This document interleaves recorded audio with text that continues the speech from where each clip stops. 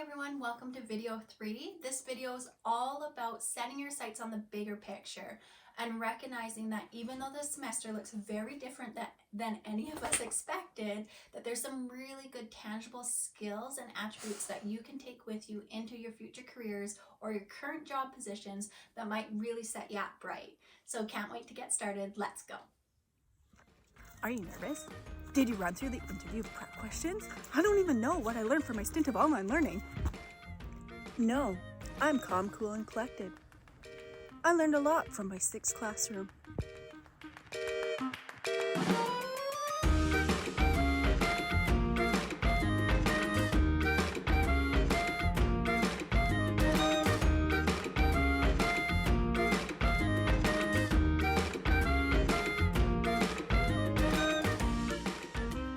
Ooh, okay, so the 6th classroom. This is a really exciting one because I think it's going to relate for a lot of you about thinking how the skills you're learning in terms of consuming information and navigating course content in this new way by online learning can really set you up for some really good transferable skills that you can use in interviews this coming spring, current jobs you're in now, or future careers that you're seeking after you're done your studies. So what I want you to think about is typically, say you're a full-time student. If you're not, you're only taking 1 or 2 courses, this will work for you as well. Typically, you have 5 courses a semester. In these courses, you learn course content about a particular subject. Great. Because everyone's transitioning to online learning, there's this 6th classroom, and it's invisible, and it might not really feel like it's there, but it is there. And it's important for you to recognize, because in this classroom, you're learning about the how and the method of navigating information online and then consuming course content material.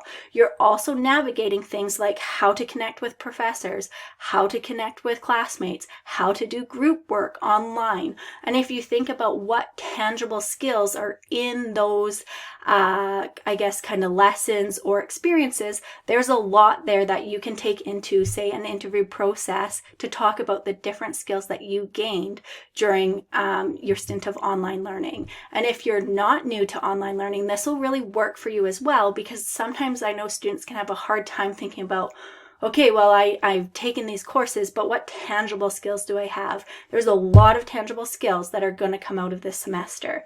So before we get into that, let's look a little bit about how the recreation, tourism, and hospitality industries have adjusted to these unfamiliar times. If we look at groups like Destination BC, we can see that all their messaging has changed to help keep our residents and our communities safe while people still kind of move about and do some exploring.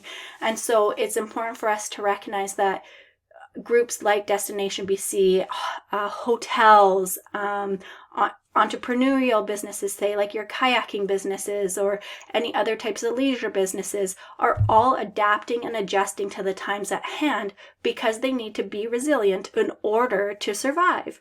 And that's really great for us to know, because that makes learning about this 6th classroom really important.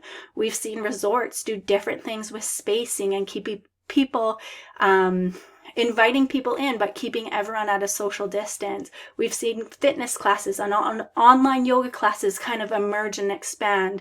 We've seen recreation style of businesses like the events like the Lululemon Seaweeds virtual half marathon all go online, so people can still connect. They can still do a similar version of the event they were expecting to go to, but they're still being able to adapt and adjust to the times at hand. And in order to do that, you need a specific skill set. That specific skill set is going to come about in how you're navigating your online learning this semester. So again, if we think about what you're going to learn, most of you will be on a learning management system. So that's like Desire to Learn, for instance. In there, you are navigating things like, okay, how am I digesting information? I'm learning about how to find information. If I have a question, I'm looking or seeking out help from my boss, so your professor, or your fellow classmates. Maybe those in the future are your fellow colleagues. You're learning about communication online. You're going to use new software like Zoom, Skype, or maybe Slack or WhatsApp. And those might be new tools that you can put in your toolbox. And in an interview one day, you can talk about how you're proficient in Zoom or Skype or Slack for communication purposes, or for teamwork purposes, or for leading a team.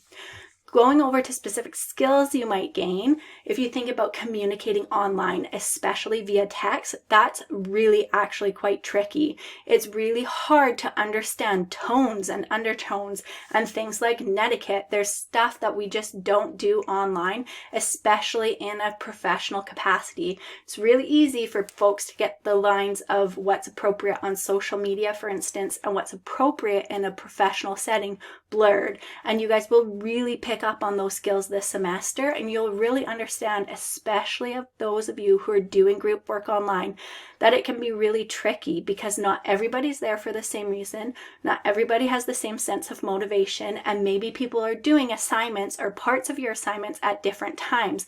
That can make working in a group very tricky. So those are some tangible skills you can talk about in an interview process or take into your future job positions, about things that you've learned what to do, what worked really well, say in your group projects, in your classes, or what didn't work so very well. And when I talk about having that positive frame of mind, I understand that a lot of students don't like group work, but if things aren't working in that scenario, look at the lessons. Okay, as a manager or a supervisor with working with a team online, what would I not do? And what can I learn from this particular experience, even though it's a negative one and I don't particularly enjoy it? What can you take out of that for a lesson? And you talk about something like that in an interview, your interviewee is going to be really impressed with how you're handling friction that happens online. And guess what? Whether it's in the classroom, in online learning, or in the workforce, it definitely comes about because it's a whole different game of communicating when we're communicating via text, especially. And so then completing a task, an assessment, or a project online is also very tricky. But as we've seen with the pandemic, more and more folks are adjusting to being able to complete tasks and submit things such as big projects online. And again, that's different than working in person. So you're gaining skills, tangible skills that you can transfer into the workplace in that scenario too.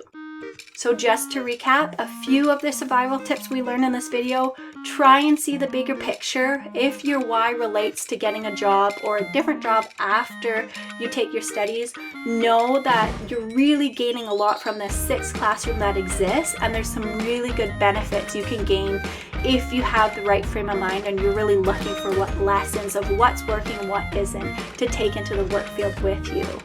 Also, remind yourself to see the goods and the positives. That'll set you up right. And when you get frustrated, remember that there's lessons there and takeaways there that can really help set you up for good lessons to take into the workforce as well. Cheers, and I'll see you in the next video.